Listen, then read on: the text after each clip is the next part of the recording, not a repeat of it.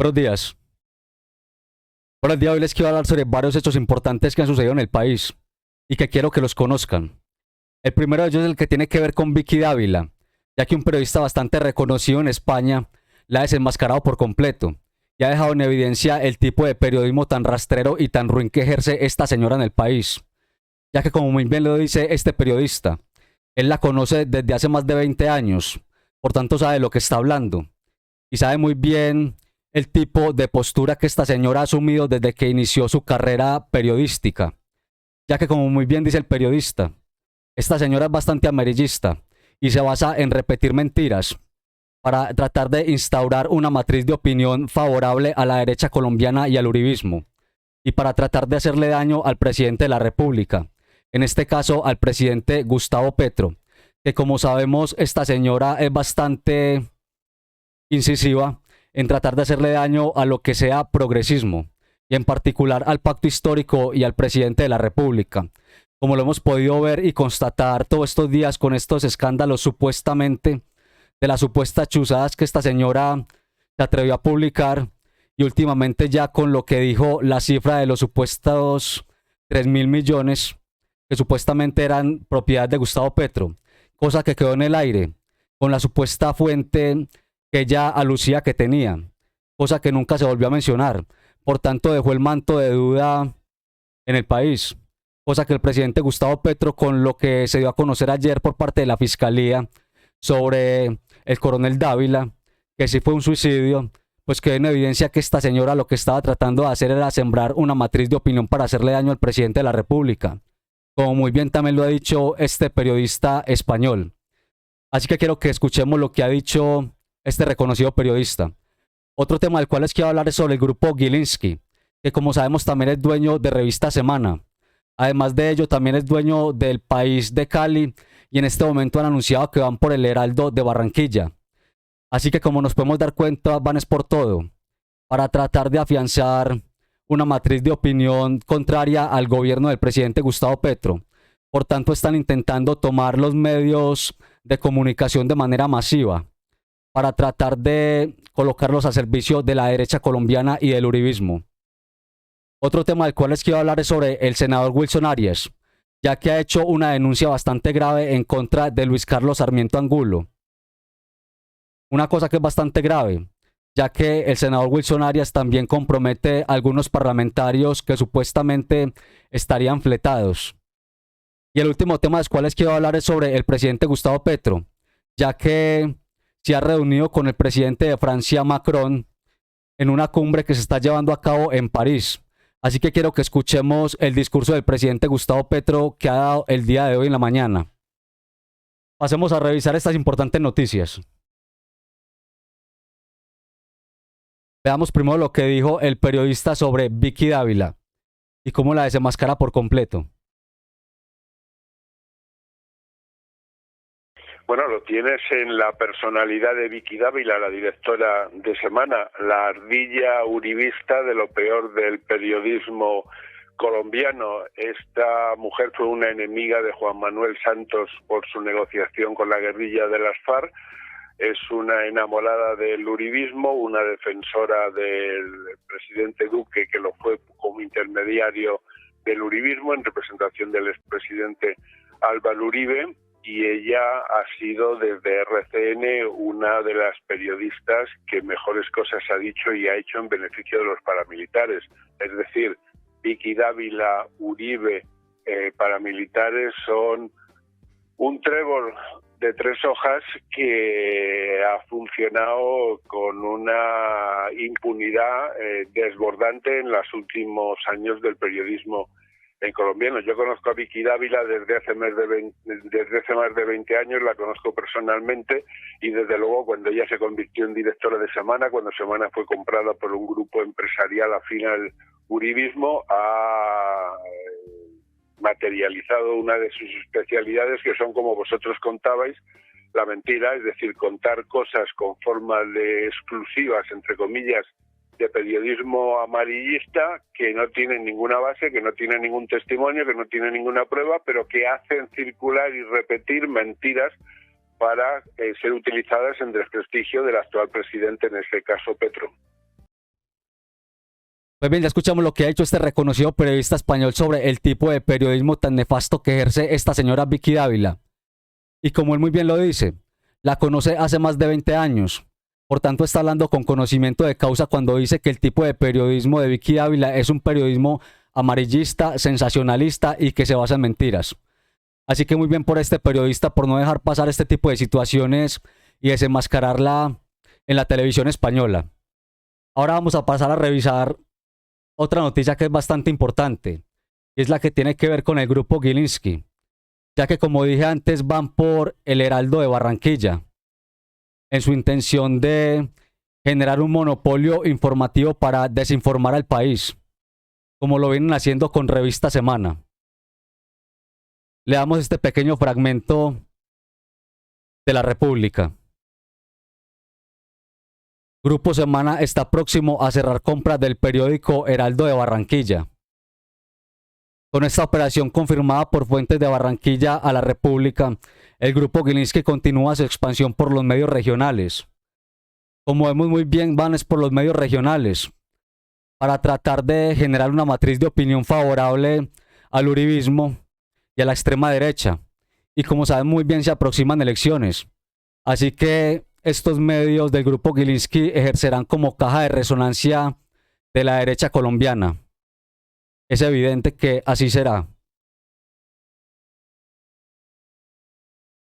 En una jugada similar a la que realizó con el País de Cali, el grupo Semana, liderado por el empresario Gabriel Gilinski de 34 años, está próximo a sumar su tercer medio en menos de 3 años, desde que a finales de 2020 ejecutara la opción de compra con la que se quedó con el 100% de las publicaciones de Semana e hiciera su ingreso oficial a esta industria.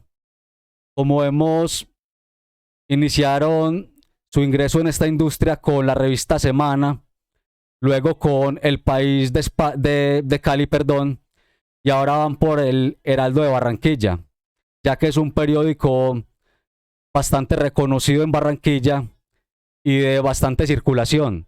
Por tanto, ya la apuntan a este medio y van por él. A partir de este medio, obviamente no se quedarán solamente con este medio, el Heraldo, sino que lo más seguro es que vayan aproximándose a la compra de otros medios regionales para poder generar así una matriz de opinión bastante robusta y así seguir confundiendo a la sociedad colombiana y tratando de colocarla en contra del gobierno del presidente Gustavo Petro y de los movimientos progresistas. Porque como saben muy bien, esa es su labor desinformativa. Pues bien, ahora vamos a ver otra información bastante importante, y es la que tiene que ver con el senador Wilson Arias, ya que ha hecho una denuncia bastante grave. Todo esto con relación a las reformas que se vienen parando por parte de los partidos políticos de derecha en el Congreso de la República, que como nos dimos cuenta no quieren llevar a cabo las reformas estructurales que está proponiendo el gobierno del presidente Gustavo Petro. Por tanto, como nos hemos dado cuenta, están torpedeando las reformas y están tratando de que no se aprueben, como vimos estos días con la reforma laboral. También nos dimos cuenta que frenaron sobre lo que se pretendía regular sobre el cannabis. También se fue a pique por culpa de esta gente, ya que no quieren que sea de una manera concertada, que se lleven a cabo las reformas y otras propuestas progresistas que son bastante importantes para el país. Por tanto, esta gente es el palo en la rueda, como nos hemos dado cuenta. Y aquí vamos a ver lo que dice el senador Wilson Arias con respecto al hundimiento de estas reformas que son bastante importantes para el país. Dice el senador Wilson Arias: 11.000 millones de pesos invirtió Sarmiento Angulo en la compra de los partidos en la campaña electoral del 2022. Esta es la razón por la que hoy esos partidos se oponen a las reformas. No es por ningún amor a la gente. Así es. Hay un interés bastante oculto que por supuesto se está colocando de relieve en los últimos días, ya que ellos dicen que lo que están haciendo es supuestamente por el bienestar del país. Pero como muy bien lo dice el senador Wilson Arias, no es ningún amor al país, sino que son unos intereses ocultos, como muy bien queda en evidencia con lo que dice el senador Wilson Arias en esta ocasión. Escuchemos este corto video. Contra las reformas del pueblo. Para quienes siguen preguntando, 11.000 millones de pesos costó la compra de los partidos por parte de Sarmiento Angulo en la campaña electoral pasada para que votaran contra las reformas del pueblo. Al menos Sarmiento Angulo. Hay que ver cuánto más le dio el resto de la oligarquía a estos parlamentarios fletados.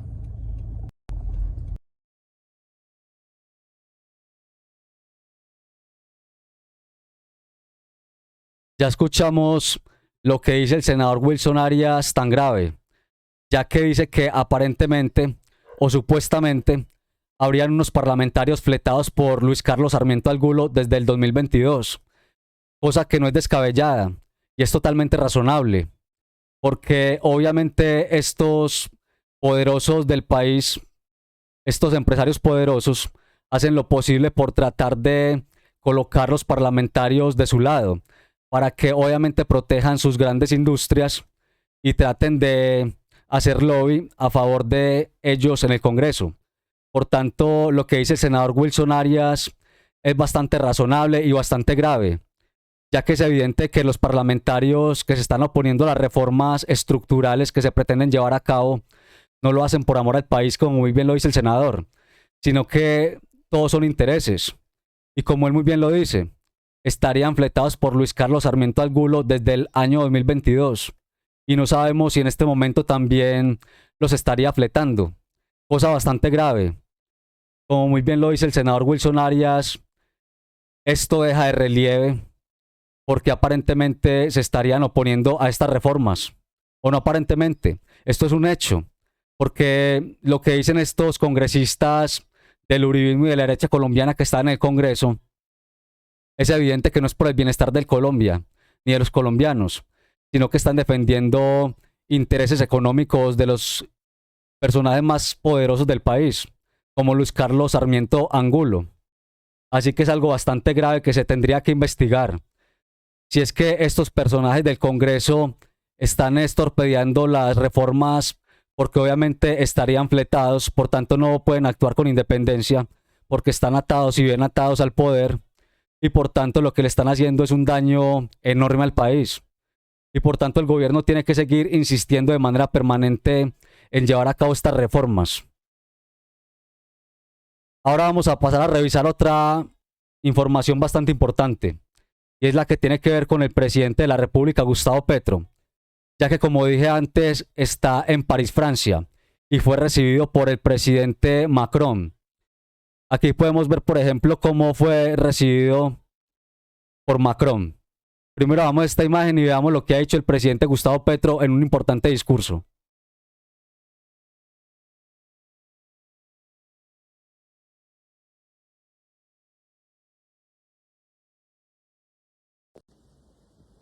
A ver si me lo permite y escapándome un poco de la pregunta. Quisiera abrir un debate con la presidenta de la Unión Europea, muy amable, que profundizaremos seguramente en la cumbre CELAC, América Latina y Unión Europea, ahora en julio, y que tiene que ver con este interrogante que durante todos estos años y últimas décadas viene fluyendo en las COPs, en las discusiones mundiales, en estos foros. El nivel de inversiones que hay que hacer para superar la crisis climática a escala global, que tiene que ver con cambiar la matriz energética en el mundo, sustituyendo combustibles fósiles, no complementando combustibles fósiles, que hasta ahora es lo que los números dan. Sin eso no hay solución. Dos, cambiando la movilidad hacia transportes públicos con energías limpias en todo el planeta. Tres, cambiando las formas de producir en la agricultura y en la industria, alejando el carbón, el petróleo, de los procesos tecnológicos de producción, que cambia, entre otras cosas, las relaciones sociales de producción. Y eso en el mundo de la mitigación, para que la chimenea de gases efecto no siga fluyendo a la atmósfera, fundamentalmente en el norte, porque el sur absorbe como esponja parte de esa emisión. La selva del Congo, el Amazonas, Indonesia. Nosotros somos esponjas y el norte emite. Ya la esponja no es suficiente. Luego hay que hacer un esfuerzo en la mitigación, fundamentalmente en el norte. Pero nosotros, y este es el cuarto aspecto de la inversión, tenemos que hacer un esfuerzo en la adaptación. Liberar espacios del agua, organizar la población alrededor del agua. El agua se vuelve el eje del ordenamiento local, pero si la crisis se agrava, no es un ordenamiento local de la población alrededor del agua, que suena bonito, sino es un ordenamiento de la humanidad alrededor del agua, que implica el éxodo de miles de millones de personas hacia donde está el agua, o quedará el agua, y el agua quedará en sus países. Y entonces hay una enorme tensión política creciente, porque el sur iría hacia el norte. Y de esponjas nos convertiríamos en éxodo. ¿Cuánto vale? Que es ordenar el territorio, cambiar la matriz energética, cambiar las formas técnicas de producción en industria y agricultura, cambiar la movilidad. Billones de dólares o euros. Y entonces, este es el debate. El capital que se guía por la rentabilidad, y esa es su ley, o si lo queremos, el mercado, que es su manera de expresarse, el mundo de las mercancías, pueden llevar los recursos por sí mismos hacia esta financiación que se necesita, o está limitado. Y su límite, si no lo reconocemos, implica que el riesgo de extinción de la especie humana está sobre el tapete de la discusión política. Ustedes piensan que sí es posible. Las tasas carbón, los bonos verdes, los mecanismos bancarios, la posibilidad de crédito con tasa de interés para adelantar esta magnitud de proyectos, tanto en el norte como en el sur. La creencia que el capital le hace el mercado, que creó un Frankenstein, puede solucionar el problema del Frankenstein. Frankenstein es la crisis climática. Es decir, ¿puede el que originó el problema solucionarlo? Esa es una discusión teórica, política. He visto el debate de Nicolás Stern y el señor House, premio Nobel, alrededor de estos temas, pero en el fondo ambos, uno más radical que el otro, reflejan que el mercado puede hacerlo. Sin embargo, los números hoy de emisiones frente a la crisis climática dice que no. Estamos fracasando. Es decir, la vida humana está fracasando en el planeta. Y entonces, y es mi propuesta, porque no se trata, sería interesante a principios del siglo XX, no se trata de una guerra contra el capital, ya no hay tiempo, no hay tiempo. Se trata de admitir que el capital, leas el mercado, tiene un límite, que puede acompañar solo procesos hasta donde son rentables, pero que la mayor parte de la inversión que se necesita, de los recursos que se necesitan para de verdad superar la crisis y proteger la vida, van más allá de la rentabilidad. Es decir, no se sujetan a la rentabilidad, es decir, ni el mercado ni el capital pueden ayudarnos en la mayor parte del espacio, solo complementan. Y entonces aquí vienen unas propuestas que quiero dejar sobre la mesa y que no son suficientes, pero que yo creo que serían importantes. Es decir, la crisis climática implica un gran plan Marshall global de inversiones que el capital privado no daría sino en una escala limitada. Lo que proponemos es lo siguiente: afrontar esto complementariamente a lo que ya se ha alcanzado, pero sustancialmente en la magnitud que creo que debemos dar ya, en unos mayores ingresos. Voy a poner el Fondo de Clima como institución, que ha sido hasta ahora raquítico. Unos ingresos adicionales que tendrían que salir como una taxación a las transacciones financieras mundiales. La Q de Tobin, le llaman en teoría los economistas, pero aplicado y destinado a financiar las acciones mundiales para superar la crisis climática. Y una reducción de la deuda pública en todos los países de la Tierra, que no es una condonación, ojo, porque si no se afectaría el mundo de los pensionados de los países ricos, porque a través de este sistema de construcción del sistema financiero mundial han terminado los fondos de pensiones de los países ricos siendo propietarios de los títulos de deuda de los países medianos y pobres de la Tierra. Y entonces, si se condona por un lado, se le quita las pensiones por el otro lado a la gente. Una dinámica un tanto perversa. Lo que nosotros proponemos es cambiar deuda por acción climática. La experiencia del COVID, del FMI con el COVID, muestra un balbuceo de lo que se podría hacer hoy en la práctica, que es una emisión mundial de derechos especiales de giro, que es una emisión monetaria, para ponerlo en términos económicos. La crítica es que elevaría los precios a nivel mundial, una inflación mundial. Si traemos otra vez a Mr. Keynes hoy, al siglo XXI, nos diría que si esa emisión mundial de derechos especiales de giro, que tendrían que ir no a cada país, sino al Fondo del Clima, para una distribución progresiva de sus efectos, es decir, más a los pobres que a los ricos,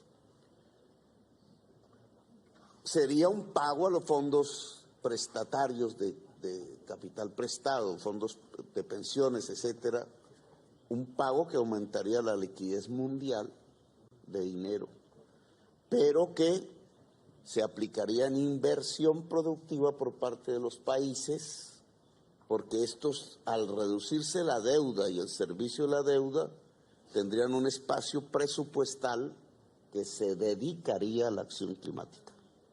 Eso es cambiar deuda por clima.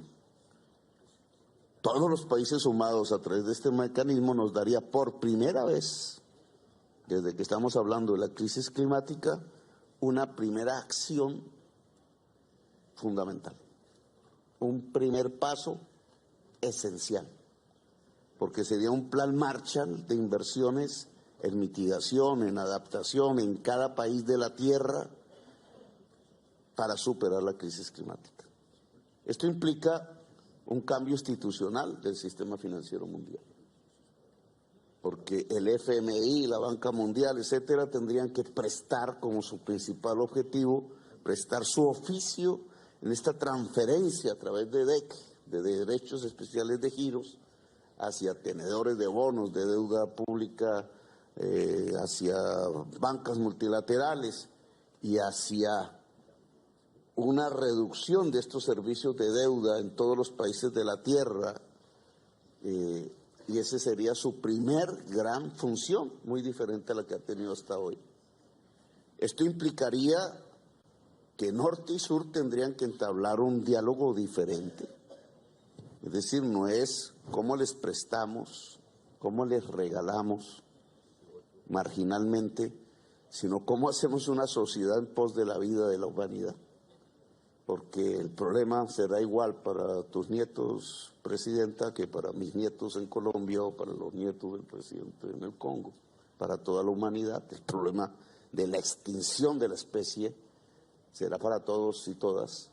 Y en esa medida, esta acción inmediata, que es de emergencia, no se puede pensar que mecanismos inerciales del mercado nos van a resolver el problema de la vida, de la humanidad, en un momento de emergencia a punto de la extinción, sino que tenemos que usar, dado que existe esa emergencia, métodos de emergencia. Y esos métodos de emergencia pasan por una reestructuración del sistema financiero mundial, en el sentido no de que se acabe, sino en el sentido de que cambia su funcionalidad. En este momento, la posibilidad de una taxación mundial de transacciones financieras por el lado de los ingresos o por el lado de la inversión pública de nuestros países, una reducción de la deuda vía emisión mundial de derechos especiales de giro, cambiando algunas normatividades, podría ser los factores, digamos, de gran poder que pudieran impulsar la palanca para ahora sí activar una disminución real de gases de efecto invernadero en la atmósfera, que es finalmente el indicador clave. Si este año los gases siguen fluyendo y su porcentaje es incluso de incremento, hemos fracasado. Todo lo que se ha propuesto en las COPs, todos los mecanismos que se han adelantado, importantes, valiosos, nosotros quisiéramos salvar la selva amazónica, así como la Congo, pero aún sembrando todo el planeta de árboles, el problema sigue produciéndose, porque ni sembrando todo el planeta de árboles logramos absorber la cantidad de flujo de gas que sale de las economías más desarrolladas de la Tierra, China, Estados Unidos, la Unión Europea. Entonces el diálogo tenemos que entablarlo en otros términos. Les propondría que de aquí saliera un grupo de expertos, expertas, economistas, gente que haya trabajado el sistema financiero mundial, de cara a la COP de Dubái, para llevar un informe de reforma del sistema financiero mundial para financiar en gran escala las acciones contra el clima. Podría ser una idea concreta que saliera de esta reunión. No es luchar contra el capital, y termino aquí, pero sí es un nuevo paradigma. Llevamos 40 años todos los países bajo la misma creencia religiosa. El mercado nos lleva al bienestar general de la humanidad. No, nos lleva a la extinción. Se acabó el paradigma dominante de la economía de los últimos 40 años. Pero ahora se trata de recuperar la potencia del Estado, de la planificación humana, a una escala global, multilateral, para que sin entrar a decretar el fin del mercado, no, maximizarlo hasta donde pueda dar en su límite en la acción contra la crisis climática, ahora podamos hacer una gran inversión pública liberando deuda, de tal manera que este nuevo espacio, que le llamo el Plan Marshall contra la crisis climática, pueda darse y ahí sí lograr que los números funcionen. Es decir, que las emisiones de gases de efecto invernadero tiendan a cero, que es la única manera que tenemos para salvar la especie humana y la vida en el planeta Tierra. Gracias.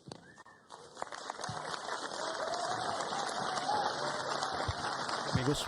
Pues bien, amigas y amigos, ya vimos cómo fue el recibimiento que le hizo el presidente de Francia, Emmanuel Macron, al presidente Gustavo Petro, y el importante discurso que ha pronunciado el presidente Petro el día de hoy en París, Francia.